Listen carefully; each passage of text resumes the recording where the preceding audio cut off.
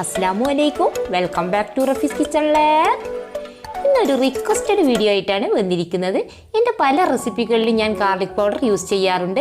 അപ്പോൾ എൻ്റെ വീഡിയോ കണ്ടവരൊക്കെ ചോദിച്ചിരുന്നൊരു കാര്യമാണ് ഈ ഗാർലിക് പൗഡർ എങ്ങനെ തയ്യാറാക്കുന്നുവെന്ന്. മഴക്കാലം കാരണം എനിക്കൊന്ന് ഈ വീഡിയോ ഇടാൻ കഴിഞ്ഞില്ല. ഇപ്പോൾ നല്ല വെയിലാണല്ലോ, അപ്പോൾ വെളുത്തുള്ളി ഉണങ്ങി കിട്ടാനൊന്നും ബുദ്ധിമുട്ടില്ല. അപ്പോൾ നമുക്കിന്ന് ഗാർലിക് പൗഡർ ഉണ്ടാക്കാം. ഈ പൗഡർ ഉണ്ടാക്കി വെച്ചാൽ നമുക്ക് ഏത് തിരക്ക് പിടിച്ച സന്ദർഭങ്ങളിലും വെളുത്തുള്ളി തൊലി കളഞ്ഞ് ചതച്ചെടുക്കേണ്ട ആവശ്യമില്ല. ഈ പൗഡർ ഇട്ട് കൊടുത്താൽ മതി. മയോണൈസ് തയ്യാറാക്കുമ്പോഴും ചിക്കന്, ഫിഷ് ഇതൊക്കെ മാരിനേറ്റ് ചെയ്യുമ്പോഴും തോരൻ തയ്യാറാക്കുമ്പോഴൊക്കെ ഇത് ചേർത്ത് കൊടുത്താൽ മതി. അപ്പോൾ നമുക്ക് വൈകാതെ വീഡിയോയിലോട്ട് പോകാം. ഞാനിവിടെ 1 കിലോ വെളുത്തുള്ളിയാണ് എടുത്തത്. ഇപ്പോൾ ഇതിൻ്റെ സ്കിന്നൊക്കെ മാറ്റിയിട്ടുണ്ട്. ഇത് നന്നായിട്ടൊന്ന് കഴുകി ഡ്രെയിൻ ചെയ്തെടുത്തതാണ്. ഇനി നമുക്കിതൊന്ന് മിക്സി ജാറിൽ ക്രഷ് ചെയ്തെടുക്കണം.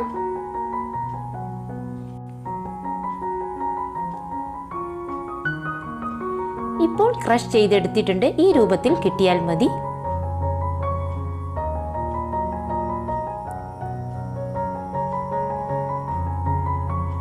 ഇനി നമുക്കിതൊരു ട്രൈയിലോട്ട് മാറ്റാം. അങ്ങനെ ബാച്ചായിട്ട് നമുക്ക് വെളുത്തുള്ളി എല്ലാം ക്രഷ് ചെയ്തെടുക്കാം.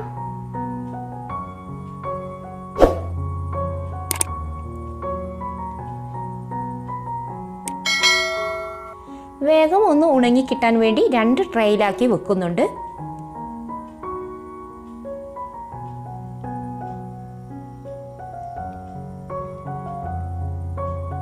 ഇനി ഇതൊരു 3-4 ദിവസം വെയിൽ കൊള്ളിക്കണം.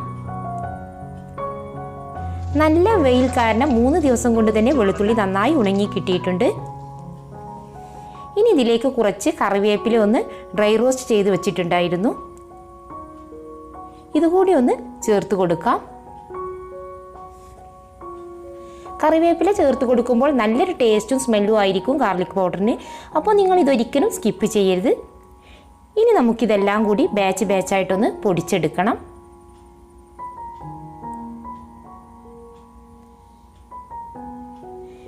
ഇപ്പോൾ തരുതരുപ്പായിട്ടാണ് പൊടിഞ്ഞു കിട്ടിയത്. ഇനി നമുക്കിത് 1 ദിവസം കൂടി ട്രേയിൽ വെയിൽ കൊള്ളിക്കണം. 1 ദിവസം വെയിൽ കൊള്ളിച്ച പൊടിയാണിത്. ഗാർലിക് പൗഡർ ഉണ്ടാക്കാൻ ആകെ 4 ദിവസമാണ് എനിക്ക് വേണ്ടി വന്നത്. ഇനി നമുക്കിതൊന്ന് ഒന്നും കൂടി പൊടിച്ചെടുക്കണം.